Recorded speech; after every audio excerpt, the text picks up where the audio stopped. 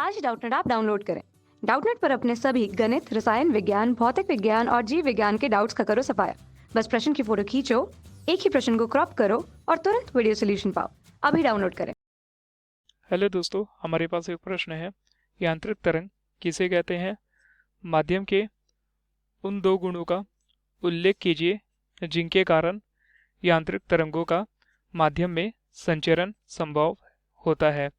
तो आइए पहले हम देखते हैं यांत्रिक तरंग कहते किसे हैं या यांत्रिक तरंग होती क्या है। तो यांत्रिक तरंग एक ऐसी तरंग होती है जिन्हें एक स्थान से दूसरे स्थान में जाने के लिए या गति करने के लिए माध्यम की आवश्यकता पड़ती है। उदाहरण के लिए देखें तो ध्वनि तरंग इसी प्रकार खींची गई रस्सी के तनाव में उत्पन्न त्वरण तरंग यांत्रिक तरंग के उदाहरण है।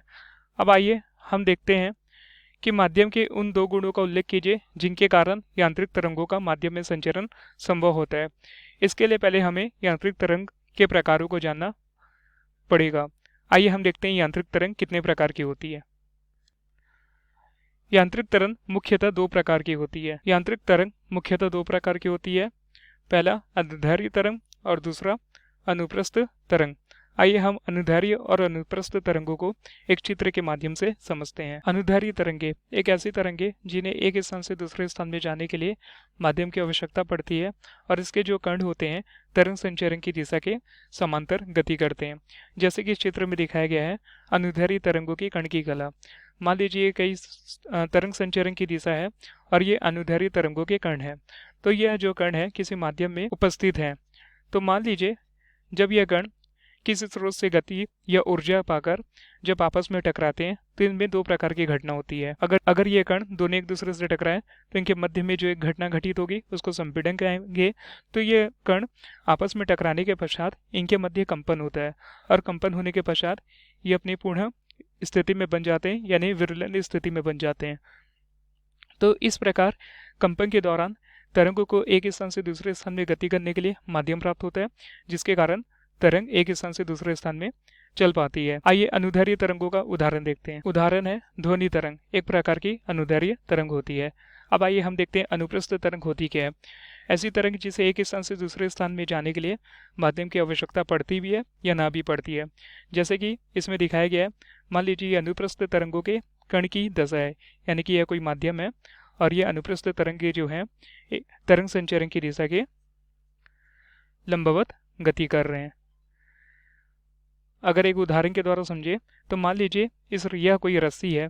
जब इस रस्सी को पकड़कर विपरीत दिशा में तेजी से खींचा जाता है तो रस्सी में एक तनाव उत्पन्न होता है। तो हम देखते हैं कि रस्सी में कंपन की स्थिति पैदा हो जाती है। तो कंपन की स्थिति इसलिए पैदा होती है क्योंकि उसमें उपस्थित जो कण होते हैं वह तरंग संचरण की दिशा के लंबवत गति करते रहते हैं, जैसे कि चित्र में दिखाया गया है। तो हम अनुप्रस्थ तरंग के उदाहरण लें तो उदाहरण होगा खींची रस्सी में उत्पन्न तरंग। तो हमें प्रश्न में पूछा गया था कि यांत्रिक तरंग किसे कहते हैं, जैसे कि हमने परिभाषा के माध्यम से समझ लिया। और पूछा गया था माध्यम के उन दो गुणों का उल्लेख कीजिए जिनके कारण यांत्रिक तरंग का माध्यम में संचरण होता है। तो जैसे कि हमने जाना यांत्रिक तरंगों के वह दो गुण जिसके कारण माध्यम में यांत्रिक तरंग संचरण कर पाती है। एक तो पहला अनुदैर्ध्य तरंगों की स्थिति में, दूसरा अनुप्रस्थ तरंगों की स्थिति में। यानी कि पहले जो कण होंगे तरंग संचरण के समांतर गति करेंगे तब तरंग को एक माध्यम प्राप्त होगा, गति कर पाएगी। इसी प्रकार दूसरे गुण में हम देखें यांत्रिक तरंग के जो कण होंगे वो तरंग संचरण की दिशा के लंबवत गति करेंगे।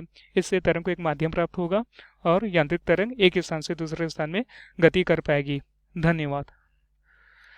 कक्षा 6 से 12वीं से लेकर नीट, IIT, JEE वो एडवांस के लेवल तक 1 करोड़ से ज्यादा छात्रों का भरोसा। आज ही डाउनलोड करें डाउटनेट ऐप या व्हाट्सएप करें अपने सारे डाउट्स 8400 400 400 पर।